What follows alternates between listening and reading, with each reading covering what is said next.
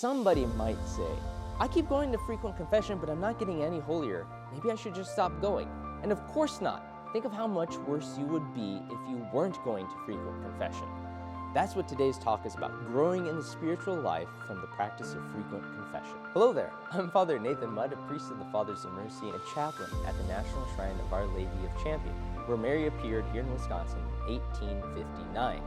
Today we're doing part 8 of our 8-part series on frequent confession, studying the book Frequent Confession, Its Place in the Spiritual Life by Father Benedict Baur. Today is the last video of our 8-part video series, and we are talking about growing in love. There are 4 parts to our video today, and these come from the 4 last reflections in the book Frequent Confession.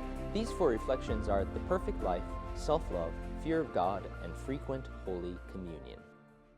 So the first of these 4 reflections on the perfect life, our author reminds us that we live in a time of crisis, right? The world is changing. People have new ideas about theology. People have new ideas about how to meet the troubles in the world, whether they be natural disasters or the conflicts of nations or diseases, etc. And our author isn't talking about 2025. He's talking about 1922 Germany. And yet we still live in a time of crisis today, because everything I just said is stuff that you probably recognize as hearing on the news yourself. And he says, but what is the primary evil? What is the fundamental evil in our times? It is that people live a weak interior life. And if he said the interior life, the spiritual life, is weak at that time, 100 years ago, imagine how weak it is today. It's still pretty weak. But we want to build up a strong, a robust spiritual life, a firm one, a firm interior life where we live Christian perfection to its fullest. Our author says that the remedy for this weak interior life is to begin to withdraw into ourselves and to know our supernatural powers. Now, he's not talking about superhero powers, right? Our supernatural powers, the powers of soul that we have been given by baptism and by confirmation. Powers in which we are strengthened by Holy Communion and frequent confession. What are these? These can be the gifts of the Holy Spirit, the fruits of the Holy Spirit, the graces and the virtues which help us to live out well the Sermon on the Mount. Because one of our author's primary points in this chapter, in this reflection, is that the Sermon on the Mount is not a set of wishes.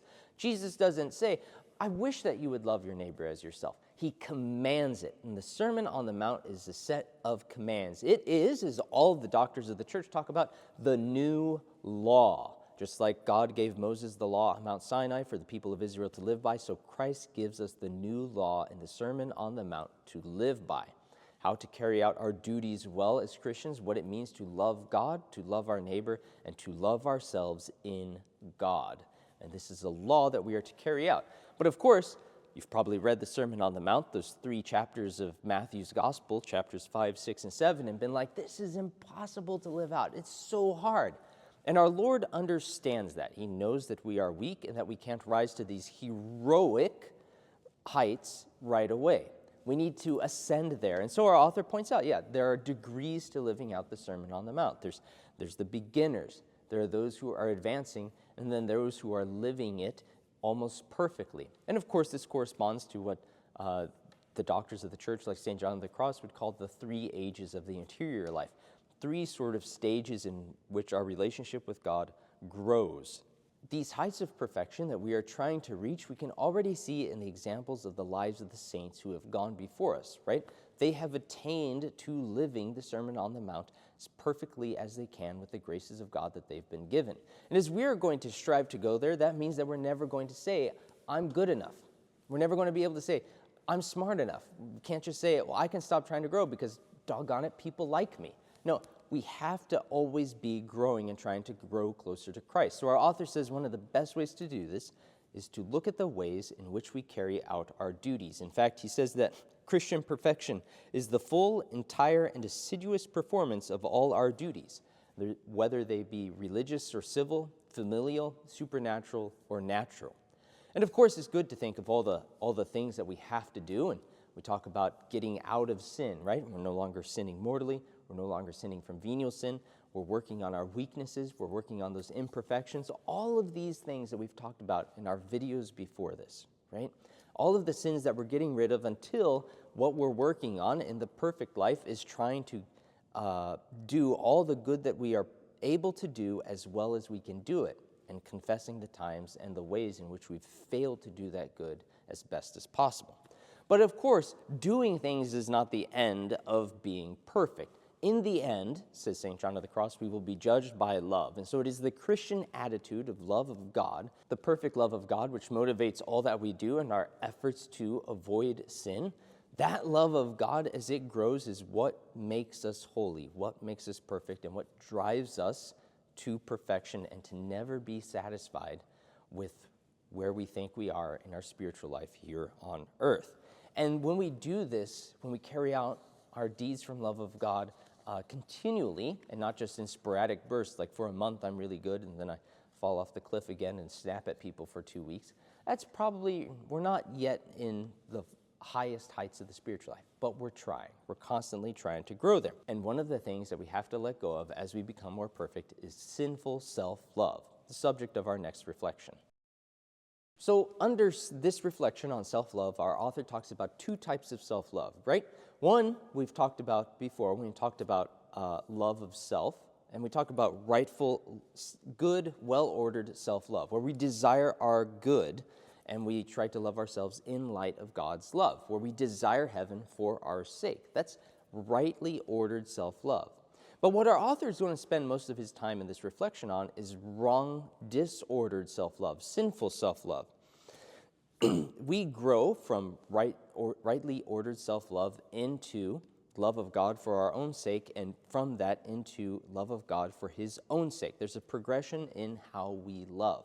But if we're caught in sinful self-love, which I'll call self-centeredness, then we're never going to grow into the love of God because we're so caught up with ourselves. So, rightly ordered self-love means that we can lawfully desire natural gifts for ourselves. We can desire to be talented. We can desire to know more. We can desire to become better people. All of that's good.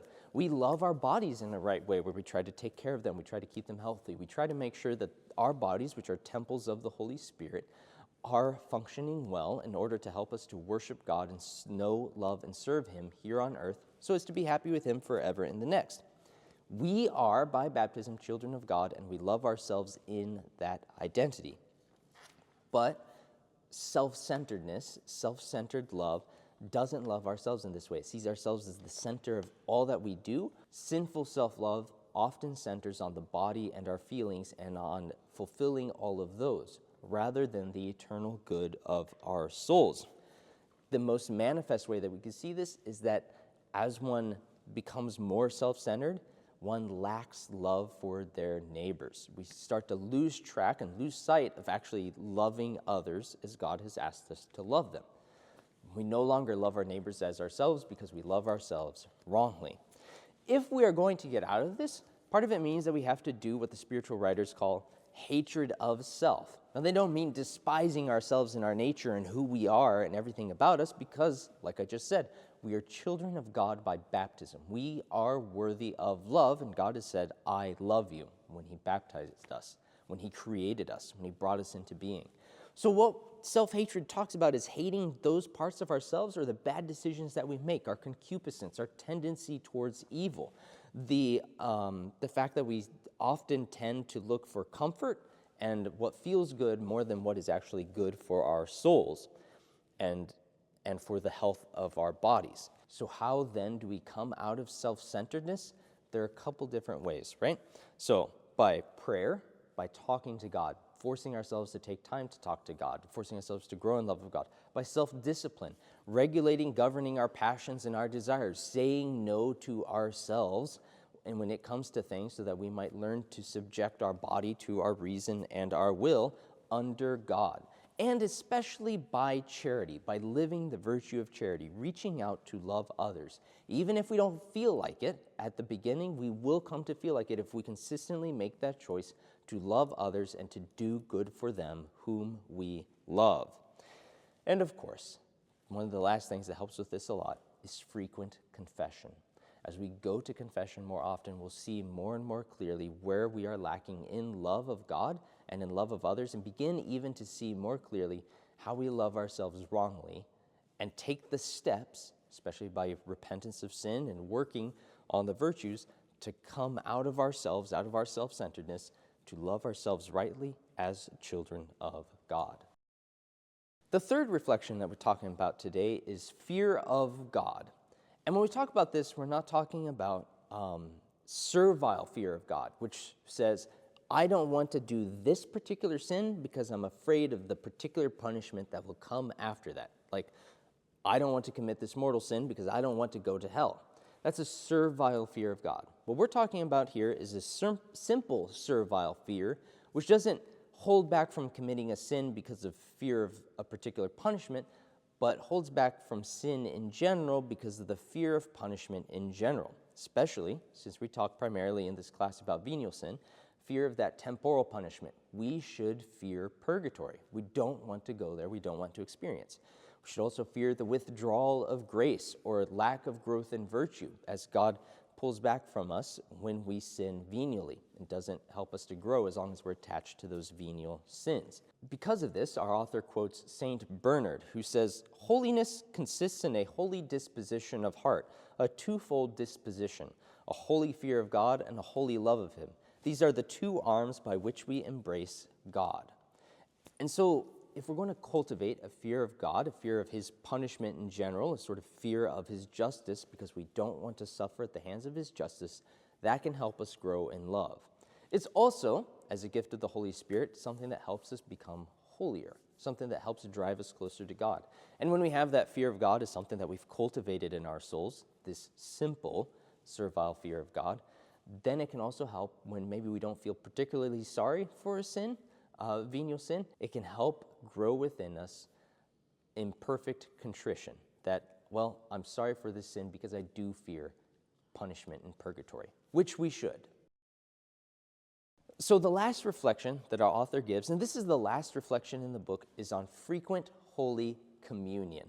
And what a wonderful thing to think about, right?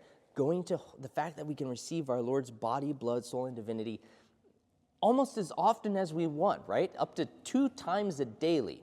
The second time you have to be at you have to fully attend a full Mass at which you receive Holy Communion. But what a great gift of the Lord that we're able to receive him as often as we can. And yet, while a lot of people take advantage of that, some people don't.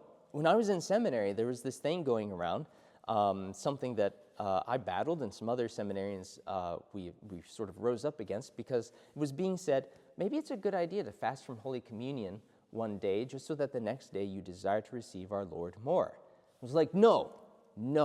There's only 2 reasons not to receive frequent Holy Communion. And that's you're in mortal sin or you broke the Eucharistic fast. That is, you ate or drank something that wasn't water or medicine sometime in an hour before you received Holy Communion. Those are the only 2 reasons that you shouldn't receive Holy Communion. Otherwise, go. Our Lord has given us himself as a medicine for our souls to help us grow in holiness and love of God. So our author quotes Pope St. Pius X talking about we need 2 things to receive Holy Communion. Be in a state of grace and have a right and pious intention. And if you're paying attention to the prayers of the Mass and you're thinking about what's going on and you're not just going through the motions, you'll have a right and pious intention when you go up to receive Holy Communion. Even if you don't feel overwhelmed with a desire to receive God and you're like, well, I'm not feeling really fervent today, I shouldn't go to Holy Communion. No, go. That's probably the day that you need to go to Holy Communion even more so that you might be filled with the love of God incarnate, God himself. What a great gift. And yet, often, we hear a lot of talk about frequent Holy Communion being abused, that people are going to Holy Communion without going to confession first and getting rid of their mortal sins. You and I, can't judge that. That's on their souls and between them and God. We have to take care of our souls first. And maybe sometimes it'd be a good idea. Offer up your Holy Communion in reparation for the times that people have received Jesus sacrilegiously. But otherwise, by all means, go to Holy Communion. St. Josemaria Escriva said in response to somebody, well, Father, I don't always feel like I'm getting better. I don't feel like I'm getting any better or growing any stronger in the spiritual life. Should I continue to go to frequent Holy Communion? And he said, by all means, go. How bad do you think you would be if you weren't going to Holy Communion? It might be that going to Holy Communion is the only thing that's keeping you from slipping into something worse. So, let's go to frequent Holy Communion. Frequent Holy Communion and frequent confession go together. They are linked inextricably together because frequent confession assists and supports the fruits that we receive in frequent Holy Communion, whether it be that greater union with God, union with the communion of saints, desire to grow further in charity, opening ourselves up to all of the graces that God wants to communicate to us through himself. It's the only sacrament in which we receive Christ himself. And as the height of all the sacraments, and I think confession is kind of just below it, because of all the sacraments that we receive, all 7 sacraments, baptism happens once in a lifetime. Confirmation happens once in a lifetime. Holy orders happens once in a lifetime. Marriage generally once in a lifetime, right? Until death do we part. Anointing of the sick happens very rarely for those who suffer from extreme illness. That leaves us with 2 other sacraments, Holy Communion and Holy Confession. And those 2 we can receive almost as often as we want, every day if we need to, or if we have, especially with frequent confession every day, that should be something you talk to a spiritual director about before attempting. But let's take advantage of these sacraments. And so while this class is concentrated on frequent confession and how best to take advantage of that, all of that leads to this point. We are being made ready for union with God. Union with God that begins here as we receive Holy Communion, as we participate in the Mass, as we live the life of grace in the world and in our daily duties, fulfilling them not just because we want to be good people or do well in our jobs, but because we love God. And communion will help us with that. And frequent confession aids us in getting rid of those obstacles that make our communions maybe insipid or tepid, or maybe we aren't growing a lot from them. Frequent confession gets rid of those obstacles that make it possible for God's grace to blossom ever more fully in our lives. Because all of the things that we've talked about, all of the stuff that helps us to become saints and removing obstacles and growing in virtue, that's not something we do on our own. That's something God does in us. And we are opening our hearts and our souls and our minds to let him work in us. The more we are able to do that, and the more frequent confession helps us to open up that door, the easier it will be for us to become saints, for us to really be friends of God, and more than that, to truly live the life of adopted sons and daughters of the Lord, looking forward to our heavenly homeland where we will share with God, where we will share God's divine life for all eternity. Thank you so much for joining us for this video series on frequent confession.